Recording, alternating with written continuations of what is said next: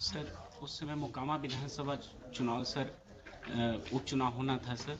उसमें सर बहुत सारा हम लोगों को इनिशिएट करना पड़ता है right from the after announcement of the election and after the conclusion of election. इस पीरियड में सर जो प्रिवेंटिव एक्शंस के तहत प्रोसीडिंग्स इनिशिएट करने पड़ते हैं सर। कोई तो बेसिस होगा ना सर एसडीएम साहब। सर ऑन द रिपोर्ट हम ऑफ भी उस गांव के अगर रेसिडेंट हो, मान लीजिए हमारे गांव में एक थाना हो और हम वहां के रेसिडेंट हों, तो हमारे खिलाफ 107 प्रोसीडिंग करने के पहले कुछ तो आप ख्याल रखेंगे हमारी इज्जत का भी।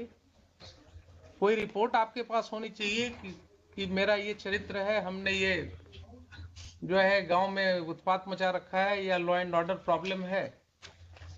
तो ऐसी स्थिति में आप समझ सकते हैं कि कोई आशंका आपको होगी, कोई ऐसा विश्वास होगा कि यहाँ पर कोई घटना घट सकती है। ये जो लोगों के खिलाफ 107 आपने शुरू किया, इनके बारे में क्या इनपुट्स थे आपके पास? On the basis of police reports, sir, that has been. But police report is nowhere showing any input. Please come to your records. खोलिए जरा रिकॉर्ड्स।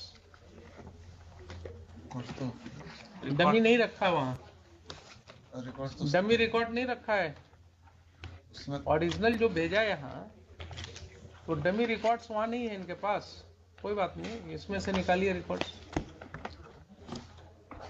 कहाँ है वो, दीजिए उनको थोड़ा। हाँ हाँ, please look into your record.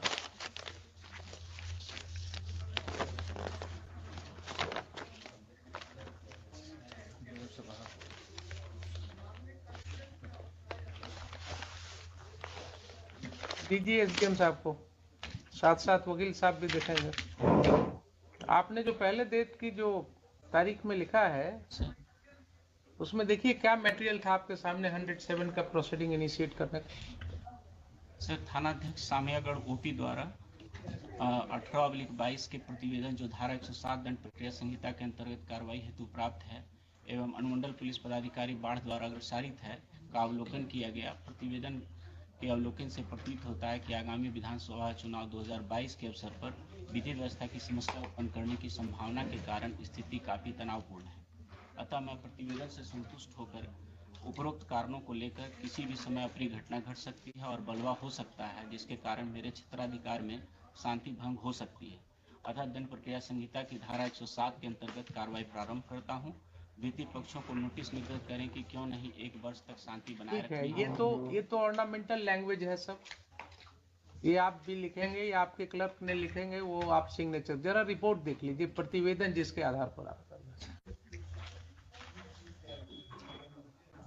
Sir सादर सूचित करना है कि द्वितीय पक्ष के अंकित लोगों के द्वारा बिहार विधानसभा उपचुनाव 2022। प्रथम पक्ष कौन है? प्रथम पक्ष सर स्टेट है सर। स्टेट हो गए प्रथम पक्ष, पढ़िए द्वितीय पक्ष का। द्वितीय पक्ष सर 10 लोग हैं सर। हाँ छोटू सिंह। ठीक है, नाम छोड़ दीजिए, आगे पढ़िए क्या लिखा।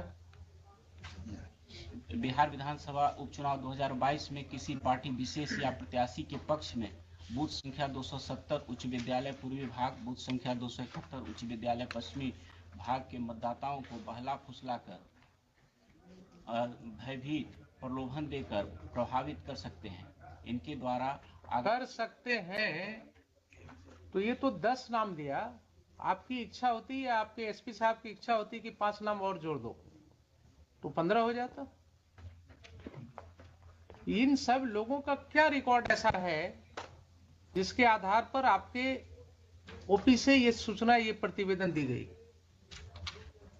क्या ये प्रतिवेदन काफी है किसी व्यक्ति के अगेंस्ट 107 शुरू कर देने के लिए, आपकी राय में? सर नोटिस के उपरांत पहले ये बताइए ना, आपको माइंड अप्लाई करना था ना। एक प्रतिवेदन आया आपके पास, ओपी से एक प्रतिवेदन आया, उस प्रतिवेदन के साथ किसी भी व्यक्ति का कोई क्रिमिनल हिस्ट्री नहीं लगा हुआ है। उस प्रतिवेदन में कहीं नहीं कहा गया है कि हाँ ये व्यक्ति पास्ट में भी इसने कभी कोई ऐसा दंगा फसाद किया है या किसी लड़ाई झगड़े में इसका नाम पड़ा है, नहीं है ना।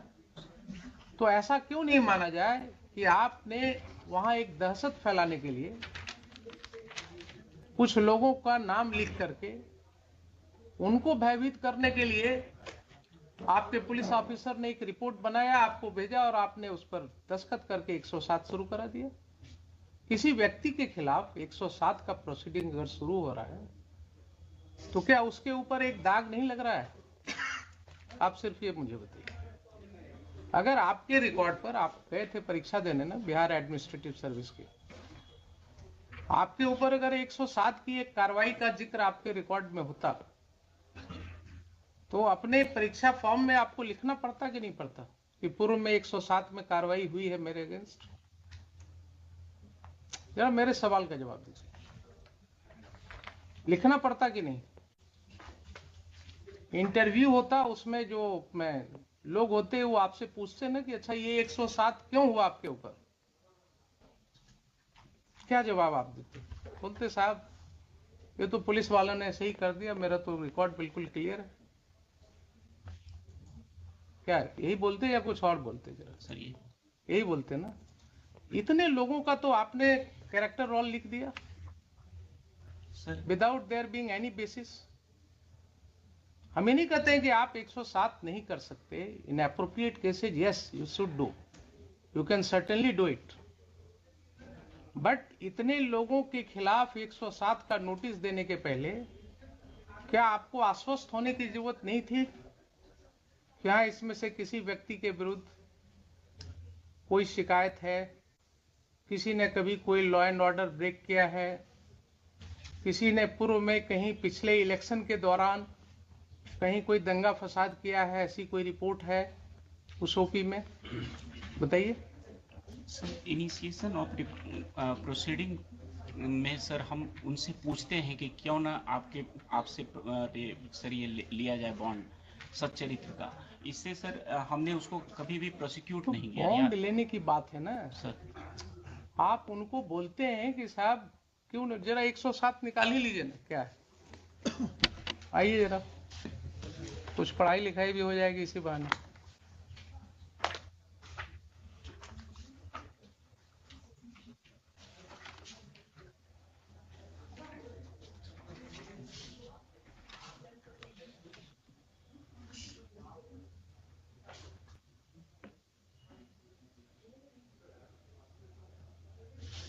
Let us read.